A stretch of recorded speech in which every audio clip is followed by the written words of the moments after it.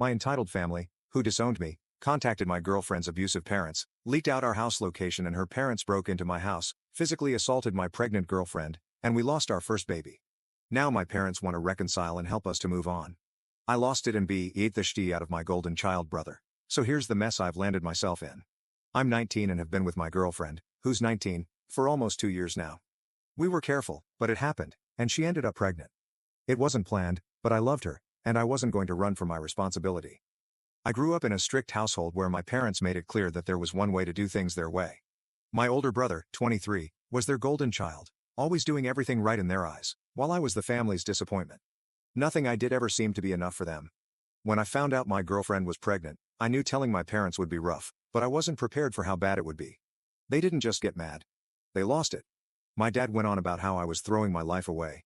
My mom acted like I had personally betrayed her. And my brother stood there with that smug, satisfied look he always had whenever I was in trouble. The moment they gave me the ultimatum, leave her or leave the family, I knew what I had to do. I wasn't going to abandon my girlfriend, especially when she was already scared and dealing with enough. So I told them I was choosing her. And that was it. My dad CT'd me off financially, told me I was out of the inheritance, and made it clear that I was no longer their son. My mom cried, saying I would regret this for the rest of my life. My brother just laughed. He'd always treated me like I was beneath him, and now he got exactly what he wanted. I was out. I packed whatever I could carry and left. I wasn't completely broke. I had a job before this happened, so I had some savings, but I couldn't afford much. That's where my best friend's older brother, let's call him Jake, came in. Jake owns a small apartment building, and when he heard about my situation, he immediately offered to help. He let me rent out a tiny one-bedroom unit at a ridiculously low price and never once pressured me. When I struggled with payments, he just told me to focus on my girlfriend and the baby, and that was something I'd never forget. My girlfriend's situation was 1,000 times worse. Her parents were straight-up abusive, controlling, manipulative, and the kind of old-fashioned that would have led to something much worse if they found out she was pregnant. She didn't even hesitate to CT them off. She packed a small bag, left them a letter, turned off her phone, and never looked back. We started over from scratch, just the two of us, figuring things out as we went. It wasn't easy. Money was tight and she had to take a break from school because of the pregnancy and running away. She wanted to help with expenses, so she started looking for a part-time job while I worked extra shifts. Even with all the struggles, we were happy. At least until my family decided they weren't done with me yet. I thought they had moved on. And then one day while I was at work, my girlfriend called me crying. My parents had shown up at our apartment, banging on the door and yelling at her. They called her every name in the book. Gold digger, manipulator. Even accused her of trapping me on purpose. They told her she needed to do the right thing and leave me. I called my dad, telling him that if he or anyone else in the family ever came near her again, I'd call the cops. He brushed me off like I was a child throwing a tantrum and made it clear that when my girlfriend inevitably left me, I shouldn't bother coming back to them. I thought that was the end of it. I was wrong. Since they couldn't get to us at home anymore, thanks to Jake, who made it clear that any more disturbances would result in a police call. They started stalking her in public. At first, my girlfriend thought she was just being paranoid, but then she started noticing them more and more. Whenever she went out for groceries or just for a walk, one of them would be there. They'd yell things at her, calling her, accusing her of ruining my life, and making it clear that they wouldn't let her keep me forever. She broke down one night, telling me she was scared to go outside alone. I had never felt so powerless in my life. I went straight to the police to try to get a restraining order. But, since there hadn't been any physical violence or direct threats, there wasn't enough justification for one. I was furious. What, were we supposed to just wait until something worse happened? I tried to be home as much as possible, but between work and school, I couldn't always be there. Meanwhile, my brother seemed to be enjoying every second of this. He was always the first to jump in when my parents started harassing her. Always the loudest voice, spewing the worst insults. I knew he had always hated me. He had bullied me since we were kids. But this was next-level evil. I wanted to destroy him. Every part of me was screaming to just show up at his house and be the shit out of him. But I knew that if I did, I would end up ruining both my and my girlfriend's lives. Still, I don't know how much longer I can hold back. I don't even understand why they're still doing this. I already did what they wanted. I left. I CT them off. I didn't ask them for anything, so why the hell are they still trying to ruin my life? Why does my brother still act like he has to punish me for something that doesn't even affect him? I'm angry, I'm exhausted, and I just want them to stop. So, Reddit, any advice on choosing my girlfriend over my family? And more importantly, how the hell do I make them stop for good? I wasn't planning on updating. Honestly, I didn't have the energy. My life imploded in a way I never thought possible, and I had to focus on my girlfriend rather than spending time here. But now that things have settled, at least as much as they can, I figured I should update, even though this isn't the kind of update anyone wants to read. I saw all the comments on my original post, and I get why people had concerns. Some said I was throwing my life away, that I was being emotional, and that I'd regret sodding my parents off. Others tried to tell me my parents might just be acting out of fear, and that I should be more understanding. I wish that had been the case.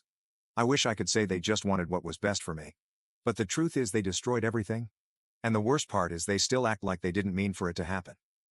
A few weeks after my post, my parents decided to escalate things. Since harassing my girlfriend wasn't working, they did something worse. They contacted her parents. They knew she had gone to see them. They knew she had run away because she was terrified of them, yet they decided to tell them everything about the pregnancy, about where we were living. They gave them our address. I was at school when it happened. Her parents showed up unannounced and forced their way into our apartment. My girlfriend was alone. I wasn't there to protect her. She told me later that they were screaming at her, calling her an embarrassment, saying she had humiliated them. They shoved her, backed her into a corner, and told her she had to come with them. When she refused, things got violent. They assaulted her. By the time a neighbor heard the commotion and called the police, it was too late. They had already hurt her so badly that she ended up in the ER.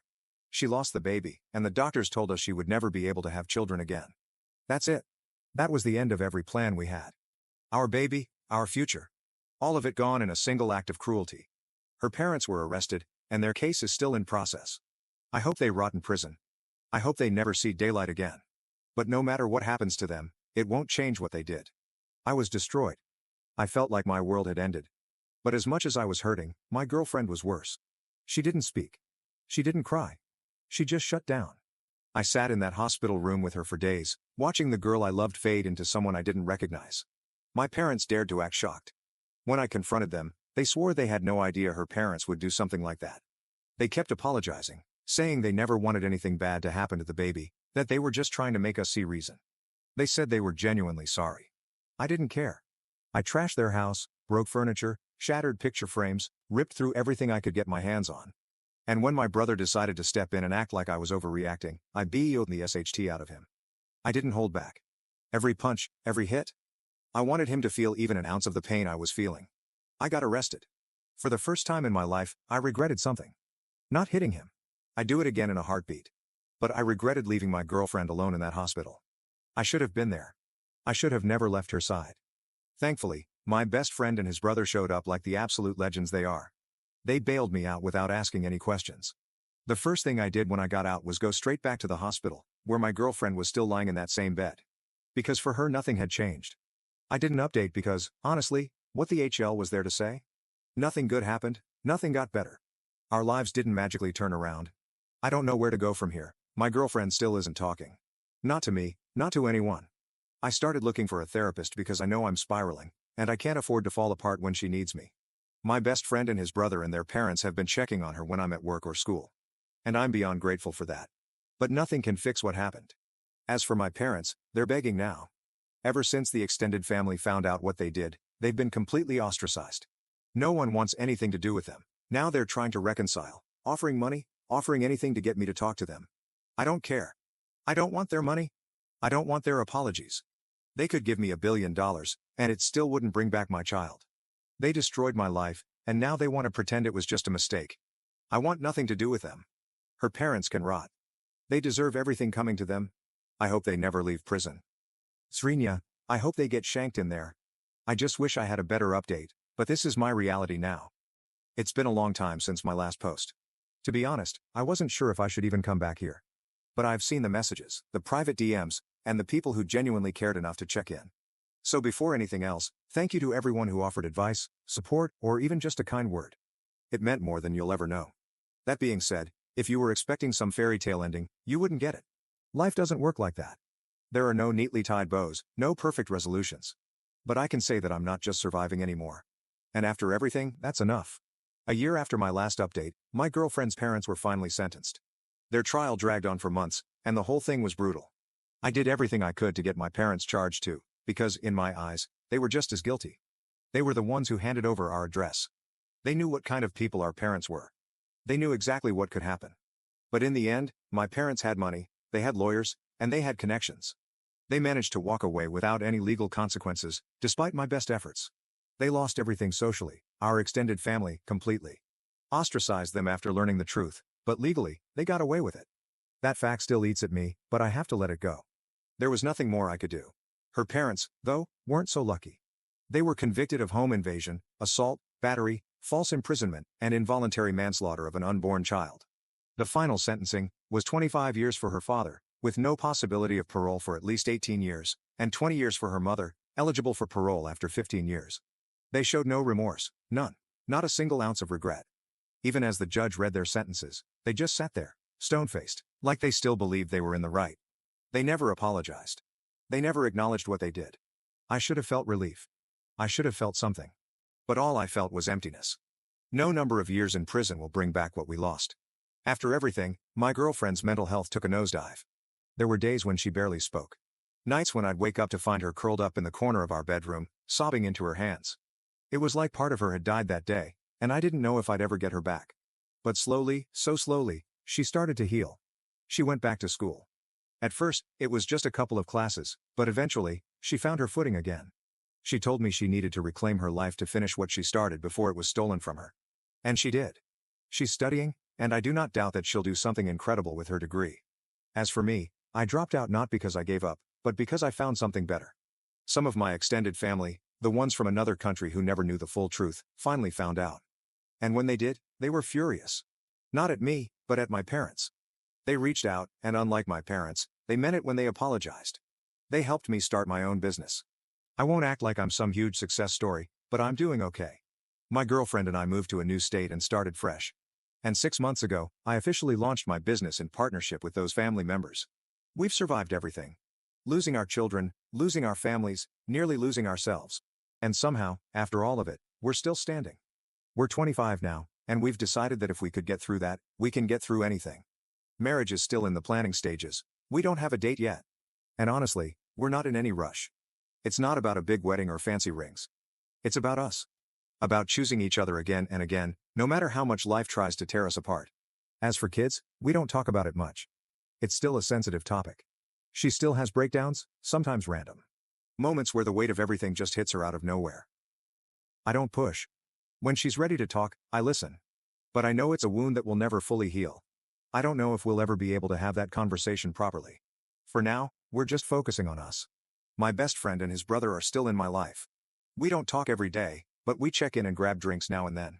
They were the only people who stood by me when everything fell apart, and I will never, ever forget that.